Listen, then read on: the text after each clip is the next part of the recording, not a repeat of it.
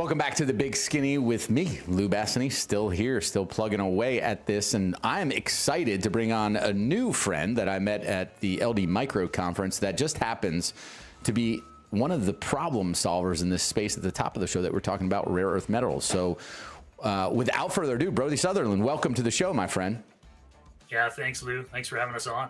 Yeah, absolutely. Listen, we talked about it at the outset of the show, the fact that basically China controls all the supplies and the refining of rare earths. But lo and behold, you've been in this industry for a while and you've got plans to the otherwise. So why don't we tell everyone about Patriot Critical Minerals and what you guys are up to? Yeah, exactly. We look to basically fill in the gap and replace Chinese supply of critical metals to the United States.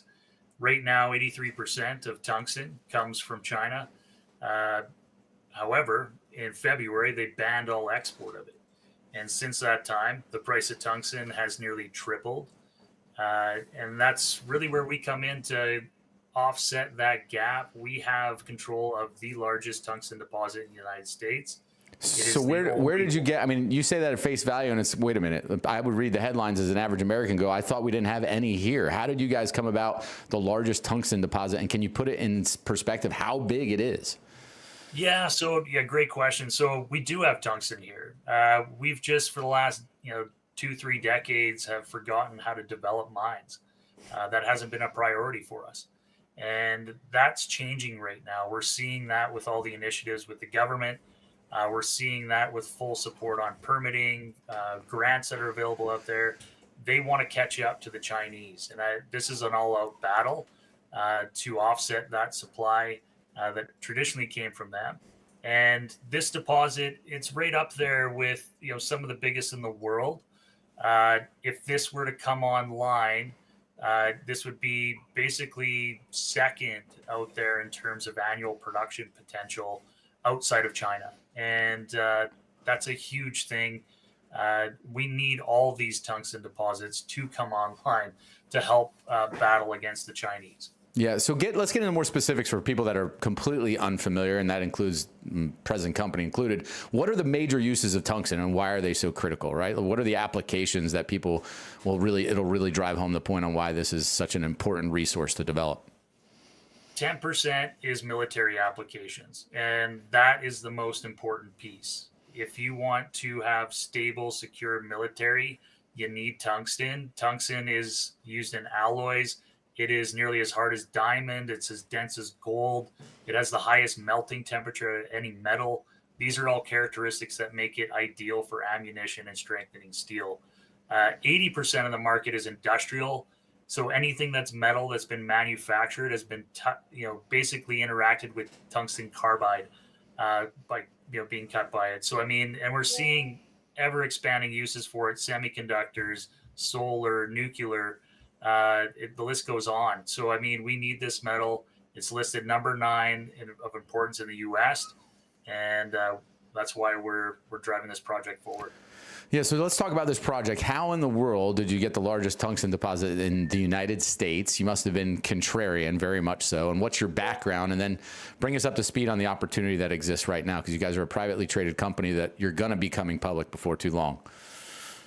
Yeah, exactly. It all comes down to timing in this space. And, we have a group that's had decades of experience in the mining sector. We knew that tungsten was going to be moving here. We've got control of an antimony focused company. We saw how the price of that commodity really took off over the last 2 years. We started actively looking at tungsten assets. We secured this one basically the same time the Chinese banned export. So if we had waited any longer, we'd be talking about a very different terms on that deal. You got any winning lottery numbers for next week's Powerball that you want to share with us, please? Hey, well, you know me, Lou. We had the triplets here at home, so there's something going on in the water here. But no, it all comes down to timing. So we're very fortunate to be moving forward with it. And again, what we're seeing from the U.S. government in terms of support on different levels is unprecedented.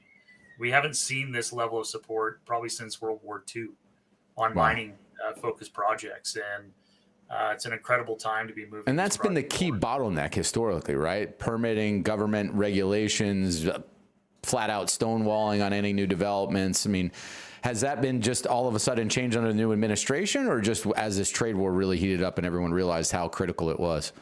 It's the trade war. I mean, this has been heating up for a while now. I think the past administration had done some legwork to get things rolling. The current administration has really kind of set that alight, and we're seeing all these move forward. There's this Fast 41 initiative that helps accelerate the permitting process, and we've calculated this is going to basically save us 5 years of time. Oh, wow. That typically would have taken to develop. So that's massive when you're looking at these types of projects. But the reality is we're decades behind the Chinese, and we need to do everything we can to catch up. That's starting to happen, but we got to look long term. So talk to me quickly before we let you go and before we have you back on, just the opportunity in front of investors right now. I know that you're doing a deal to accredited investors, $10,000 minimum to be part of this. It's a $30 million raise. And then shortly thereafter, you will be going public. So maybe sometime in Q1. So talk to just the mechanics of the deal and why you think it's such an attractive opportunity. Yeah, the way we're pricing the deal right now, there's a market comparable out there that's trading at a $240 million market cap with a similar asset, smaller in Nevada. So we think, basically we're providing a discount to that.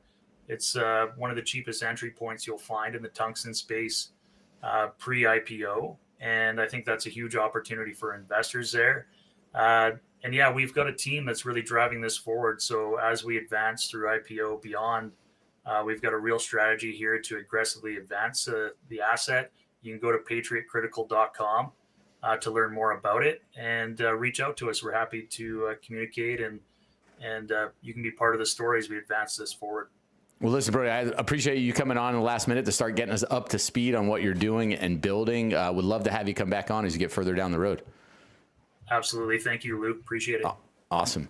Listen, folks, I encourage you to go check out the website we just put on the screen here, because it's rare that you get an opportunity to invest in a pre-IPO company that's going to so quickly go public. I would tell you from my experience, 20 plus years, and in the last 5 years where equity crowdfunding has come up, a lot of times you make pre-IPO investments and they stay private for 5, 7, 10 years, even indefinitely. So again, a unique opportunity here and brought to you. That's what we like to do, is bring you things you haven't seen necessarily. Go to check out, invest at patriotcriticalmineral.com. Thank you again, Brodie.